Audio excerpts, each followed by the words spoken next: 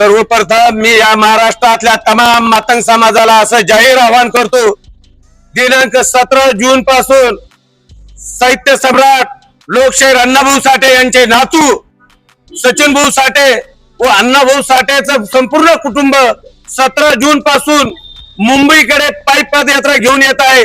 म्हणून या महाराष्ट्रातल्या तमाम मातंग समाजाला मी लौहशस्त्र सेनेच्या वतीनं व सर्व समाज बांधवाच्या वतीनं असं जाहीर आवाहन करतो की येणाऱ्या 24 जूनला रेकॉर्ड ब्रेक असा मोर्चा आझाद मैदानावर धडकल्याशिवाय राहणार नाही।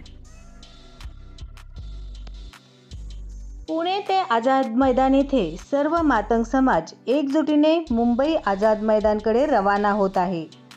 अनुसूचित जातीच्या आरक्षणातील उपवर्गीकरण तात्काळ लागू करण्यासाठी पुणे ते मुंबई पदयात्रा।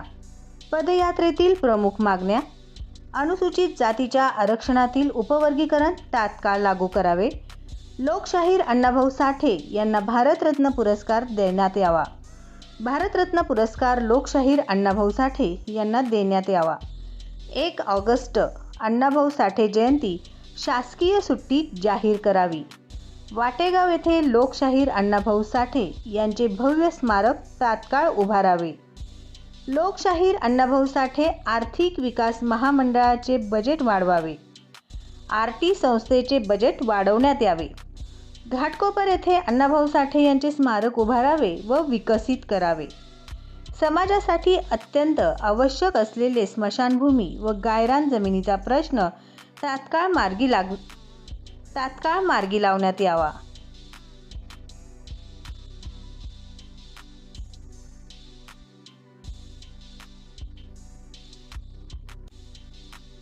यातच आज सचिन भाऊ यांनी महाराष्ट्राचा आरसा न्यूजवर आपली प्रतिक्रिया दिली, तसेच क.ड याविषयी माहिती दिली। पुण्यावरून 17 तारखेपासून ही निघालेली पदयात्रा आज पनवेल येथे वास्तव्यास आहे। नक्कीच सरकार आपल्या संपूर्ण मागण्या पूर्ण करून देणारच, असे सचिनदादा यांनी माध्यमांशी बोलताना सांगितले। आता नाही तर कधीच नाही। मानखुर्द व मुंबई चेंबूर येथून मोठ्या प्रमाणात सर्व मातंग बंधू आझाद मैदानाकडे कूच करणार आहेत। येत्या 24 तारखेला सरकारला दाखवून देऊ की आता मातंग समाज हा गप्प बसणार नाही, लवकरच आमच्या मागण्या पूर्ण करा। नमस्कार, महाराष्ट्राच्या आरसा न्यूज मध्ये तुमच्या सगळ्यांचं स्वागत करतो। तर मी सोमनाथ तेलारे। पाहायला गेलं तर बघता तुम्ही उपवर्गीकरणचा विषय आहे आणि आता आपल्याबरोबर सचिन दादा काय सांगाल? बघता तुम्ही 17 तारखेला तुमची पूर्ण यात्रा निघाली जल्लोषात आणि पाहायला गेलं तर काय वाटतंय, थकवा जाणतोय आणि काय वाटतं नक्कीच सरकारच्या आपल्या मागण्या सरकार नक्कीच पूर्ण करेल असं वाटतंय? सरकारच्या कडून आम्हाला खूप अपेक्षा आहेत आणि सरकारने या मागणीच्या अनुषंगाने दखल घेतलेली आहे। आम्ही 17 जून पासून पुण्यातून निघलेलो आहे। पुण्यामध्ये देशपिता लहुजी साळवे यांच्या समाधी आहे आणि त्या ठिकाणी त्यांना आम्ही अभिवादन केलेलं आहे आणि तिथून आम्ही अण्णाभाऊंच्या कर्मभूमीमध्ये मुंबईमध्ये पोहोचतो। हेतू एवढाच आहे की मुंबईच्या आझाद मैदानामध्ये येऊन होणाऱ्या पावसाळी अधिवेशनावर हा धडक मोर्चा आहे आणि यामध्ये आमच्या मागण्यांना न्याय मिळाला पाहिजे। ज्या पद्धतीचं वातावरण या महाराष्ट्रामध्ये निर्माण केलं जातं किंवा जो एक नरेटिव्ह सेट केला जातो की मातंग समाज हा अज्ञानी आहे, अडाणी आहे, असुशिक्षित आहे, व्यसनी आहे आणि त्याला देवी देवतांचा नाद आहे, तो वाघ्या मुरळींना मानतो, जोगतींमध्ये आहे, अशा पद्धतीचा जो काही आरोप आणि आम्हाला जे काही लांछन लावलं जातं हे अतिशय घृणास्पद आहे आणि हे त्यांच्या एकूणच विचारांना न शोभणार आहे।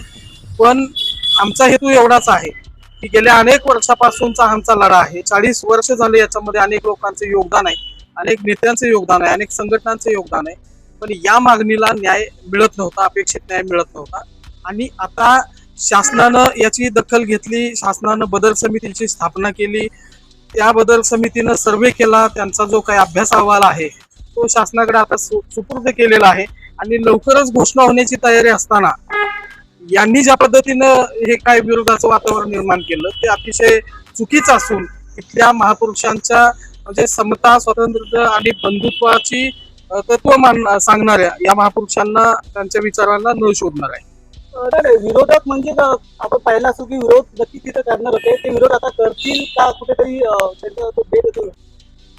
नाही, त्यांचा विरोध सुरू झालेला आहे. अच्छा. पण या विरोधाचा कुठलाही परिणाम शासनावर होणार नाही. कारण 1 ऑगस्ट 2024 ला माननीय सुप्रीम कोर्टाने हे आदेश दिलेले आहेत की आरक्षणाचं उपवर्गीकरण करता येते आणि त्या राज्यांना अधिकार दिलेला आहे. आणि याचा आधार घेऊन पंजाबमध्ये, तेलंगणामध्ये, तामिळनाडूमध्ये, हरियाणामध्ये झालेला आहे.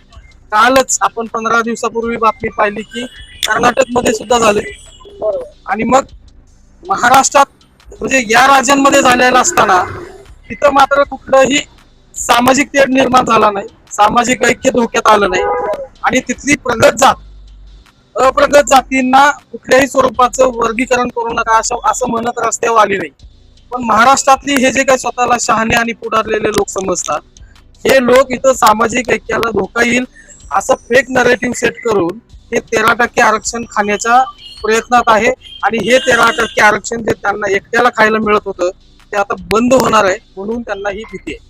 तुमच्यासारखे समाज कार्य जे करता सर्व आणि कधी तुम्ही बघता, तुम्ही तत्पर असता कुठे आणले होते तिकडे, नक्कीच जो आपण जे विडा उचललाय त्याला नक्कीच यश येईल असं वाटतं का तुम्हाला? नक्कीच यश येणार आहे. ही यशाच्या दिशेची पावलं आहेत. मातंगाच्या प्रत्येक घरात, झोपडीमध्ये आणि अतिशय सामान्य कुटुंबामध्ये जीवन जगणाऱ्या माणसाला सामाजिक जाणीवा अशा पद्धतीच्या निर्माण झालेल्या आहेत की तो आता समाजासाठी काहीही करायला तयार आहे. एक तरुण नेतृत्व बघता आपल्या सोबत चालतोय ते उन्हात, नक्की त्या तरुणाला सुद्धा वाटत असेल की पुढचे चांगले आपल्याला दिवस येतील असं. हा इथला प्रत्येक तरुण ही अपेक्षा घेऊन, ही मनात भावना घेऊन माझ्यासोबत आहे की त्यांना माहित आहे की या आमच्या संघर्षातून, या आमच्या त्यागातून आता माझ्यासोबत सगळ्यांच्या पायाला भयंकर पोड आलेले आहे. अनेकांना वेदना होत आहेत. पायाला पट्ट्या बांधून ही मुलं चालतायत, कुठेही थांबली नाहीत, थकली नाहीत.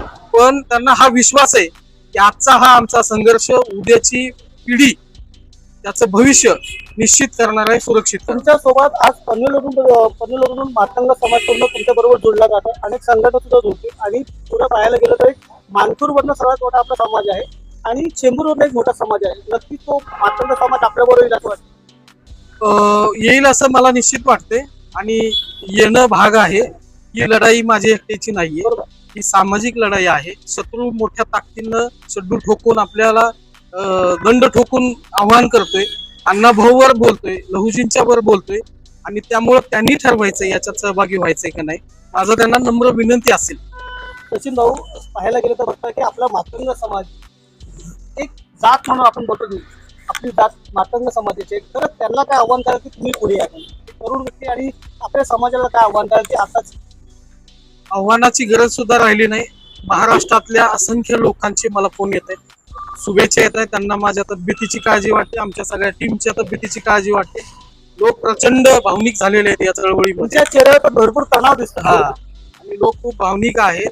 त्यांना विनंतीची सुद्धा गरज राहिलेली नाही. मोठ्या संख्येने 24 ऑगस्टला मोठ्या ताकदीनं लोक आझाद मैदानामध्ये येणार आहे आणि मला हा विश्वास आहे की 24 तारखेला कदाचित आपल्या उपवर्गीकरणाची मागणी, तिचा GR निघण्याची शक्यता नाही तर परत कधीच नाही असं म्हणणार.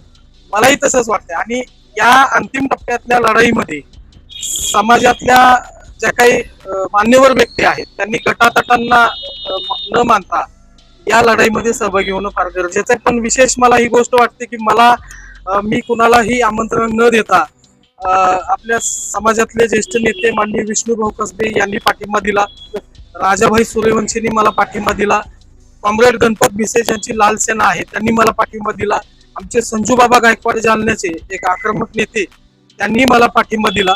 असंख्य अशा संघटना यामध्ये सहभागी होतात. आता बघताय अखिल भारतीय मातंग समाजाचे अध्यक्ष संजय भाऊ लाखे हे आपली उद्या सकाळी कामोठे इथे कळंबोली इथे तुमची भेट घेणार आहेत आणि ते सुद्धा आपल्याला पाठिंबा देणार आहेत. आता कॉलवर आम्हाला ओके, ही आनंदाची बाब आहे आणि ही मोठी ताकद वाढते आणि सगळ्यांना कळालंय की ही लढाई एकट्याची नसून सगळ्यांची. खरंच पाहायला गेलं तर बघता तुम्ही मातंग समाजाने जागरूक व्हा आणि खरंच आता बघता सचिन भाऊ आहेत ते पुण्यावरनं 17 तारखेला निघल्यात आणि त्यांच्या चेहऱ्यावर तणाव दिसतो, पण एक चेहऱ्यावर एक आनंद की तरुण व्यक्ती माझ्या बरोबर जातोय. तर मी सोमनाथ केला रे पनवेल.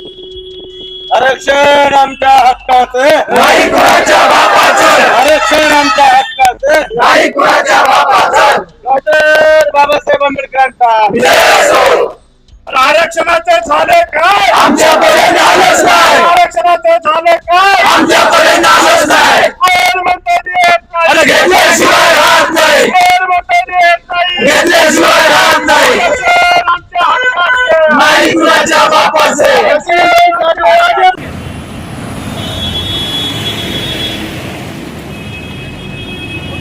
झालं काय आमच्या